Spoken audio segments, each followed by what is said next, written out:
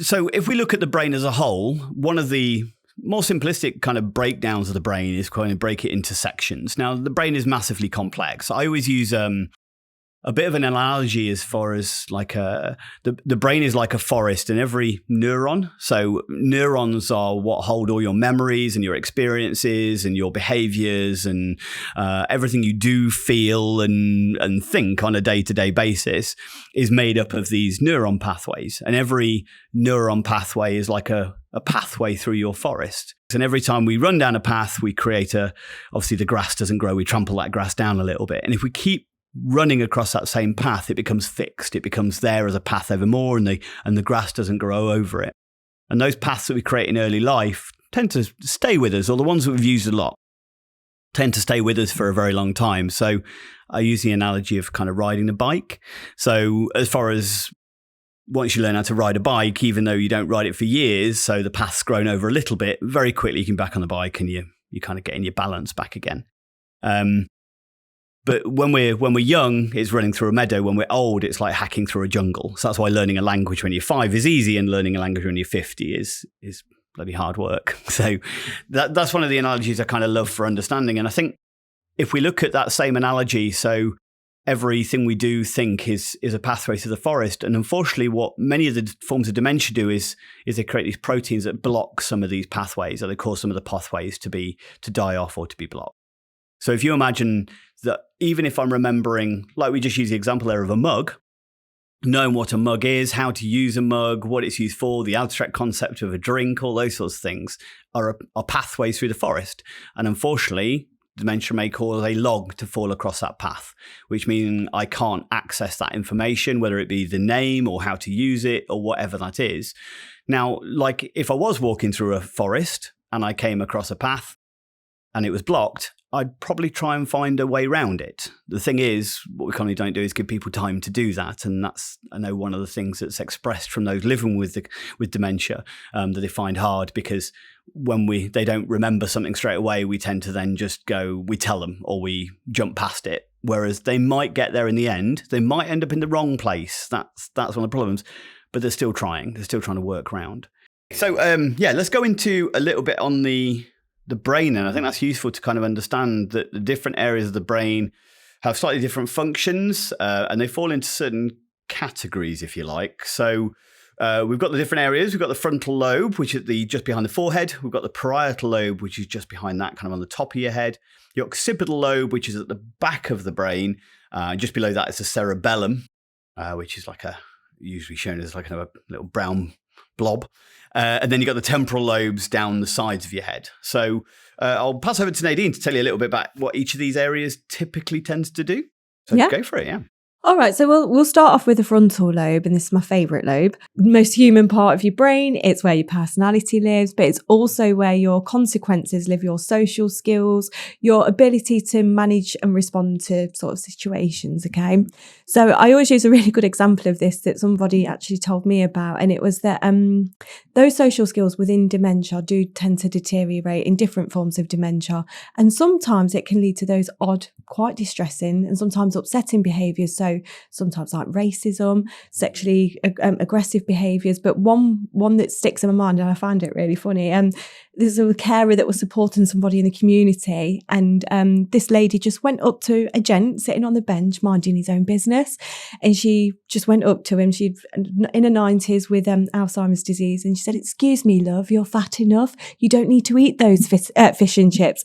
And the carer said, "My goodness, my face dropped." She just walked off with a walking stick, and his face, thank goodness she wasn't on her own. But I think this is what we do tend to see, and what we don't understand a lot about that frontal lobe is that this is where we do control that behaviour. Now, this can really deteriorate through dementia, and it can get worse and fluctuate throughout different dementias as well. Yeah. So sometimes we often look at behaviour as it's just them playing up or they're just kicking off.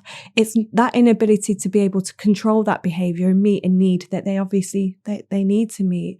So with the frontal lobe, it's a big one in relation to things like behaviours and understanding complex ideas as well.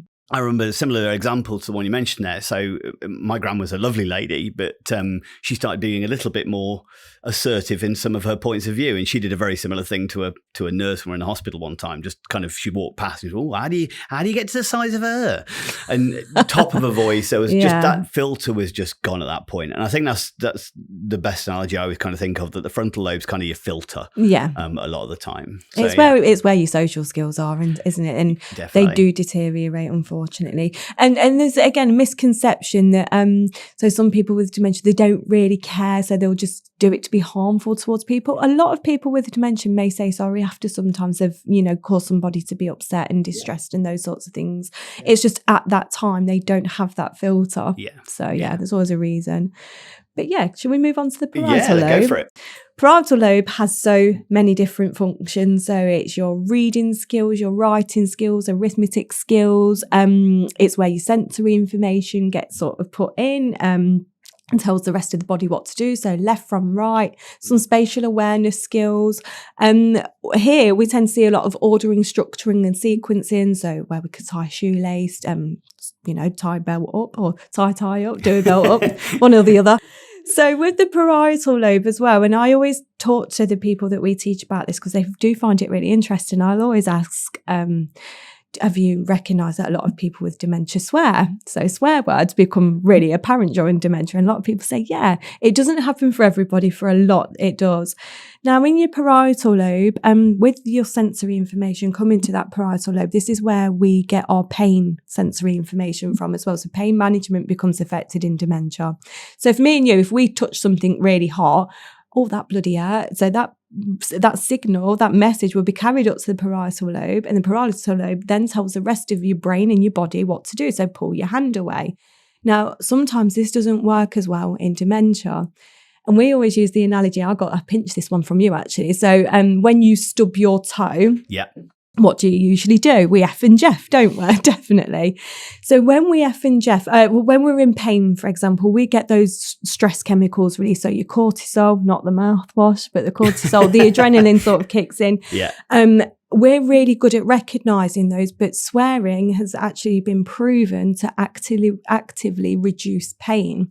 So sometimes when we swear, for example, and we don't mean to swear, we'll say, oh no, we shouldn't have done that. It's actually a natural pain reliever. So coming back to the parietal lobe, a lot of people with dementia, again, different reason from the temporal lobe, language capacity and those sorts of things, but we have our two hemispheres. Yeah. For anyone who can't see me, I'm touching my head in a really weird way. But we have like the left hemisphere, the right one. And on the left side, we tend to lose a lot of skills such as formal speech production, comprehension, language. But on the right, and I think this is so interesting, on the right side of the brain, the right hemisphere, we retain things like song lyrics, beats, rhythm, sound, and those swear words. They tend to stay there. So this is where we say parietal lobe wise, with the pain management, what if the language capacity is not there to tell a carer, for example, I'm constipated and I'm in pain and I don't like this. They will usually tell you in a different way. It's a different form of communication. But it's because as well, temporal lobe, parietal lobe, they are not working as well as what they used to. And the person's just trying to navigate a different way. So parietal lobe wise, again, so many different functions, but I always find that one the most interesting when it comes to pain management. Yeah. Something that's really, really disregarded a lot in dementias that, again, they're just kicking off. Most of the time, something's not quite they're right. Communicating, yeah. They're communicating something. I heard a great term, and I think it might have been Teepa Snow, who's both of us, a bit of a hero for both of us. I highly recommend checking her out if you're interested in the area of dementia. She's an American neuropsychologist, and she refers to it, they're doing the best they can with what they've got left. And I think that's really important if we're looking at it as a kind of a degenerative brain disease, that the bits that are being damaged, they're still having to engage in the world as they are expected to, whether they be communicating or expressing their needs and things like that, but they may not have the same pathways through the forest, again, just referring that analogy. So they're trying to go down that path, it's blocked, they've got to find a different way to do it. So sometimes they end up in the wrong place. So absolutely, swearing at somebody that they love or things like that, maybe the only way they know how to express that they're in discomfort and pain, whereas once upon a time they would have told that person, as you said, and use the example of kind of constipation and stuff. Yeah. Is there anything else you want to touch on there? I mean, the occipital, we could touch a little bit on that, couldn't we, as far as... Yeah, so I mean, we could talk for hours about the occipital lobe, but I'm not sure if anybody would want to. Massively... So build up on the next edition of... So I think we can make it so it gives a little bit of anticipation for another time. So yeah, these are essentially the eyes in the back of your head, aren't they? Yeah. So we know many forms of dementia really, really do affect this. So there is a form of dementia, I forget what it's called, so I do apologise, but it can, it does primarily affect the occipital lobe. I think you haven't learnt all 400 off by heart yet? Well, you know what I do on a Friday night. Well, easy. There is a form and it can actually lead to blindness. So, yeah. Occipital lobe wise, massively impacts on the person's perception, so the way that something's perceived. And the best way that I'm able to describe this from my past experiences and other people's is things like shadowing on tiles in bathrooms, for example, not recognising the person in the mirror. That's also in relation to memory, but that person in the mirror, I don't recognise that's me anymore. It's also a lot to do with visual disturbances. So I always use this analogy, and I don't know if you use it, but did you ever have a carrier bag on top of your wardrobe when you were younger, or a tree that shone through in the light at night time and it looked like a scary monster or a scary hand? Very similar to maybe what that person with dementia is experiencing, but they actually don't have the recognition that it's not that. It could just be perceived to be something that's really scary. Also, what we find as well is environmental navigation is really, really difficult now. So things like particular thresholds, so one patterned carpet or flooring changing into another. Some people don't enter certain rooms and those sorts of things. Staircases can become very difficult to navigate.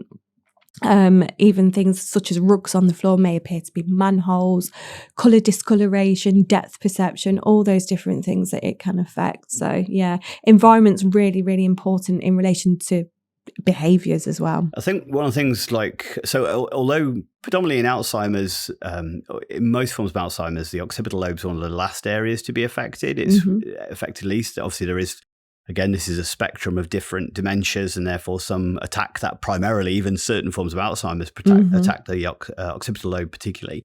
We are incredibly visual animals.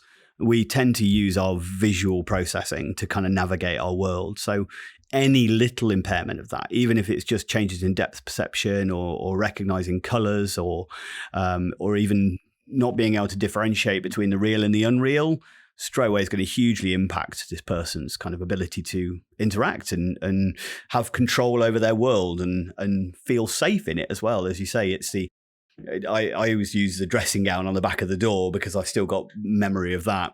I think we've all got one. Yeah, with plastic bag on, whatever it was. But once mum came in and turned the light on and moved the dressing gown, then it was okay because that wasn't there anymore. But for many people, it's still there. Kind of just summarising the brain. Obviously, the brain is the most complex structure in the known universe, made up of over 100 billion individual neurons. So it isn't just one or two paths; it's interconnecting paths over 100 billion, and that's a difficult concept for most of us to understand. It is a complex system, and I use complex systems predicting how dementia will progress in a person and how their brain is going to be affected is a bit like predicting the weather. We have a little bit of idea, but it can very easily go wrong and completely misdirect us.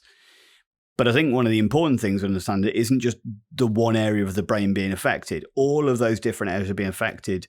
And in the early stages, particularly of all the different forms of dementia, it depends on which area is being damaged, depending on which type of illness. But there's also other factors as well, the personality of the individual, the history of the person, if they've got past traumas and stuff like that can massively impact. So therefore, it's that knowing one person with dementia is knowing one person with dementia. So labeling anything along the lines of, they've just lost their memory or it's just an old age thing. Well, that so undermines the complexity of the illness. Affects everybody completely differently, doesn't it?